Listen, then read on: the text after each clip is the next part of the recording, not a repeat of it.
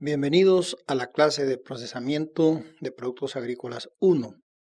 En este video se estudiarán los factores que intervienen en la descomposición y contaminación de los alimentos procesados a base de frutas y hortalizas, y específicamente los factores químicos. Es importante enfatizar una vez más la importancia que tiene este tema, ya que es la base para conocer y manejar de la mejor forma aquellos factores que inciden en la inocuidad y calidad de los alimentos, especialmente los que han sido elaborados con materia prima, frutas y hortalizas. Los objetivos del tema son dos.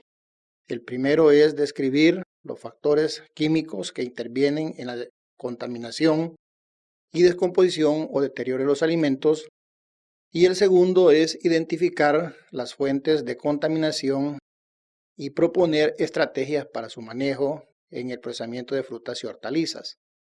Es importante insistir en que los factores químicos son solo una parte de aquellos factores que modifican a los alimentos y los pueden deteriorar, cambiar sus propiedades tecnológicas y volverlos peligrosos e inservibles para su consumo.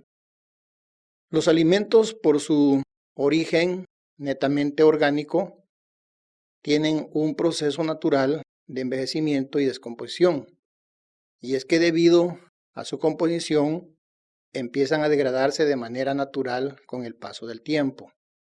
Aunado a lo anterior, existen factores externos e internos que aceleran el envejecimiento y descomposición de los alimentos. Entre estos factores se encuentran los físicos, químicos y biológicos. El deterioro químico de los alimentos, como se mencionó anteriormente, puede ser causado por reacciones químicas que suceden de forma natural, pero también puede deberse a reacciones químicas que ocurren durante su preparación o proceso, inducido por factores físicos, químicos o biológicos. Estas reacciones químicas pueden ser también provocadas en la industria de alimentos con fines tecnológicos o pueden formar parte de las reacciones no deseadas que los deterioran.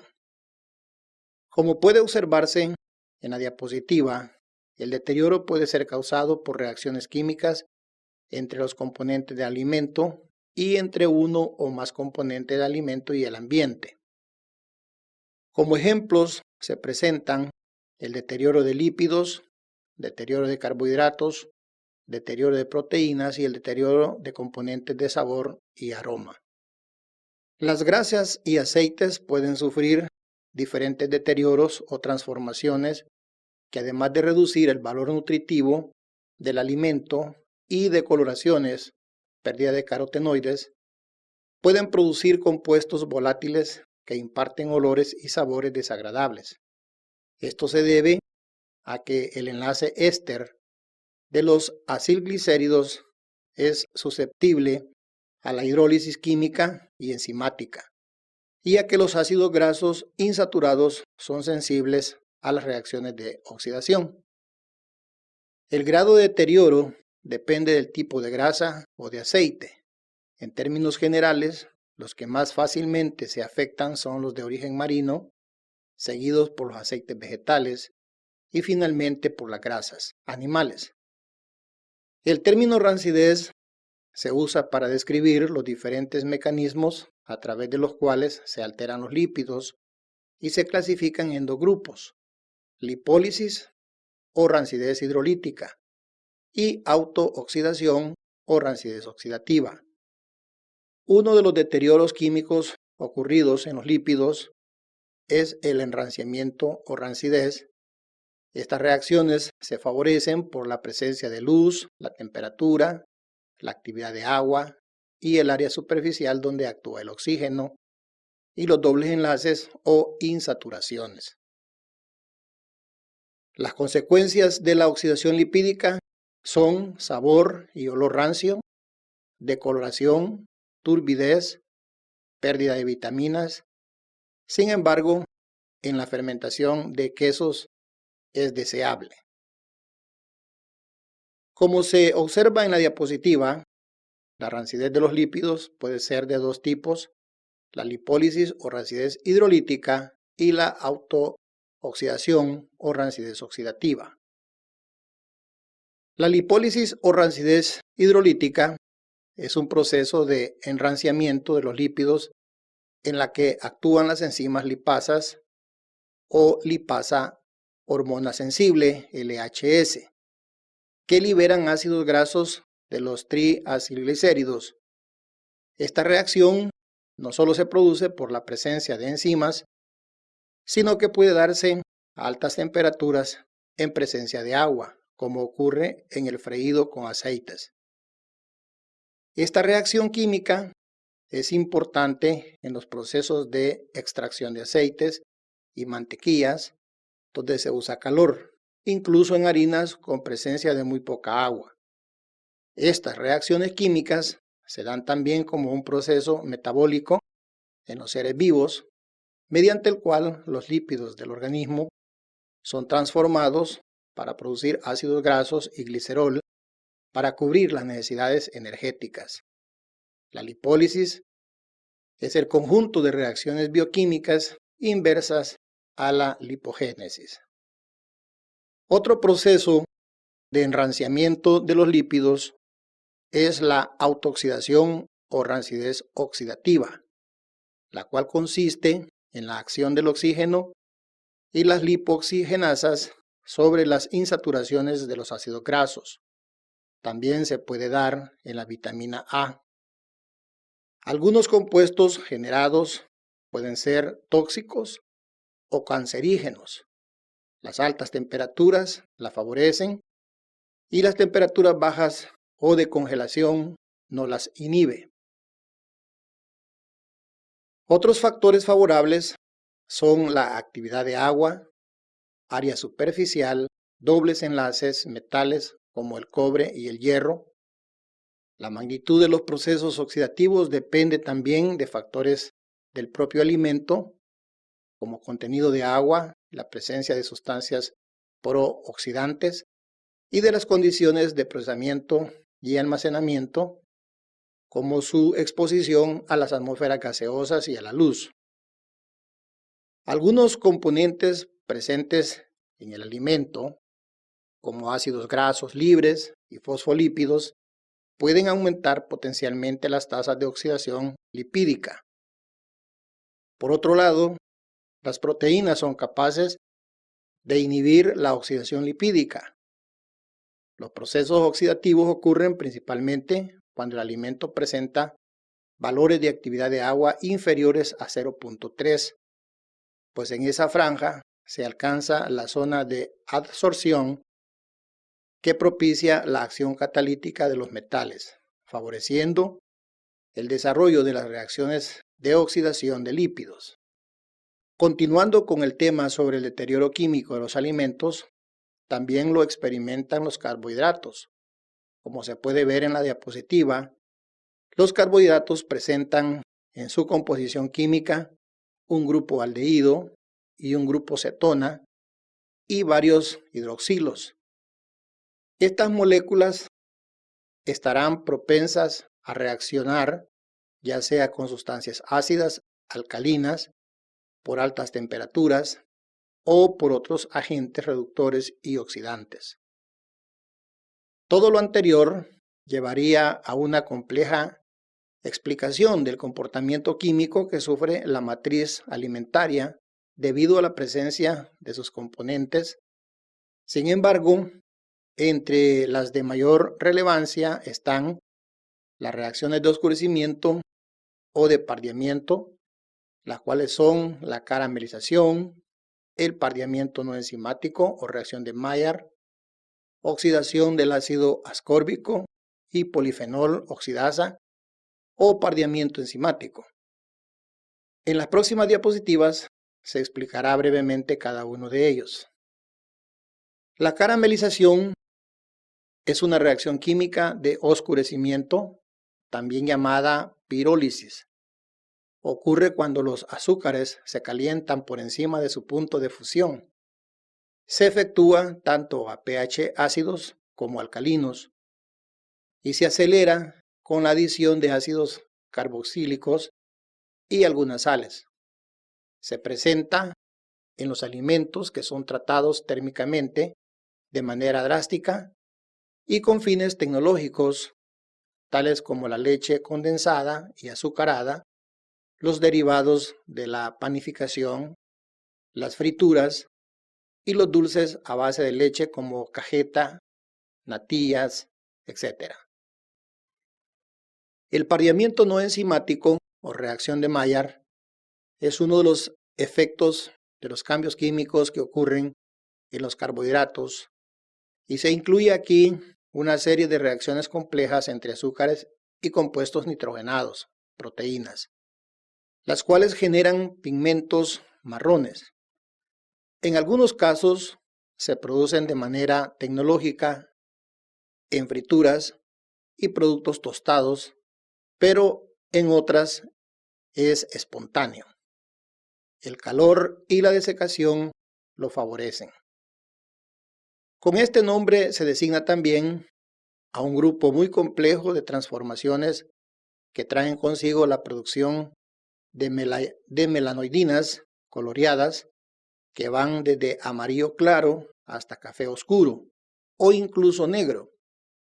Para que se lleve a cabo se requiere de un azúcar reductor y un grupo amino libre proveniente de un aminoácido o de una proteína, por ejemplo, en la leche y la carne. Las reacciones de oscurecimiento pueden tener efectos dañinos que, además de colores indeseables, pueden reducir el valor nutricional del alimento al perder aminoácidos y vitaminas. El ácido ascórbico solamente se encuentra en concentraciones significativas en los vegetales, en los que se ignora cuál puede ser su posible papel biológico. En muchas frutas se encuentra en concentraciones elevadas, tal es el caso de los cítricos, donde puede haber hasta 50 miligramos por 100 gramos. El ácido ascórbico es particularmente sensible a las reacciones de oxidación, destruyéndose con gran facilidad durante el procesado de los alimentos en presencia de oxígeno. La oxidación es dependiente del pH, ya que la forma ionizada es más sensible que la forma no ionizada. Es dianión, es todavía más sensible, pero para que se forme en proporciones significativas es necesario un pH alcalino que no suele encontrarse en los alimentos. Inicialmente, en la oxidación, el ácido ascórbico pasa de ascorbato a dehidroascorbato en una reacción que es reversible, por lo que el dehidroascorbato mantiene en principio el valor como vitamina C. Sin embargo, la lactona correspondiente al dehidroascorbato es mucho menos estable que la lactona del ascorbato, por lo que se hidroliza con gran facilidad para producir ácido 2,3-dicetogulónico, que posteriormente puede degradarse por descarboxilación. Es así como ni el ácido 2,3-dicetogulónico y sus productos de degradación tienen ya actividad como vitamina C. De esa manera, la vitamina pierde su efectividad. El deterioro de los carbohidratos se puede dar también por medio de reacciones donde intervienen otros compuestos químicos con los polisacáridos, tal es el caso de las proteínas y gomas. Como ejemplo de este tipo de deterioro se tiene sinéresis de geles y gelatinas, proteínas y gomas, gelatinización de los almidones en el pan y la retrogradación y cristalización de los almidones en el pan. A continuación se describe cada uno de estos. La sinéresis es el proceso por medio del cual el agua se separa de los geles y gelatinas debido a que existe un reagrupamiento de las proteínas o polisacáridos de la matriz alimentaria. Como se observa en la diapositiva, en el yogur se puede presentar este problema donde el agua es expulsada del gel, cambiando su textura y calidad del producto. Las causas pueden ser muchas, desde la deficiente cantidad de proteína utilizada y sustituida por grasa, la temperatura y la deficiente homogenización, entre otros. La gelatinización de los almidones en el pan es un proceso químico de deterioro que ocurre al calentar el almidón en presencia de agua. Los gránulos de almidón nativo se hidratan y modifican su estructura. El mantenimiento de la temperatura y la agitación producen una distorsión de las cadenas de amilosa, adquiriendo una conformación al azar, hasta lograr un almidón hinchado que ha perdido totalmente su estructura cristalina, que recibe el nombre de almidón gelatinizado. Cuando la temperatura comienza a bajar en el almidón gelatinizado, se favorece la atracción entre las moléculas de amilosa, formando una red entre sí que atrapa el agua y los gránulos de almidón hinchados. El reordenamiento de las cadenas de amilosa favorece la recristalización del gránulo de almidón, proceso llamado retrogradación. En el caso de las proteínas, la desnaturalización indica que la estructuración se aleja de la forma nativa, debido a un importante cambio en su conformación tridimensional. Este cambio conformacional trae como consecuencia pérdidas en estructura secundaria, terciaria o cuaternaria, pero no cambios en la estructura primaria. Es decir, que la desnaturalización no implica una hidrólisis del enlace peptídico.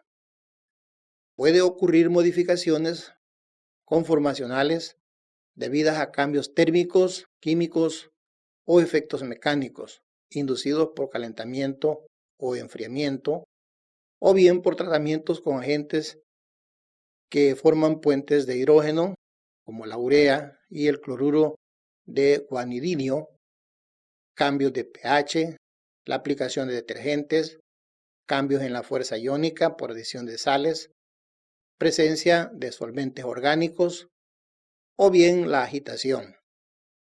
Es común relacionar la desnaturalización con daños a la proteína, ya que pueden perderse funciones fisiológicas, actividad enzimática o bien modificarse sus propiedades funcionales al ocurrir agregación o insolubilización.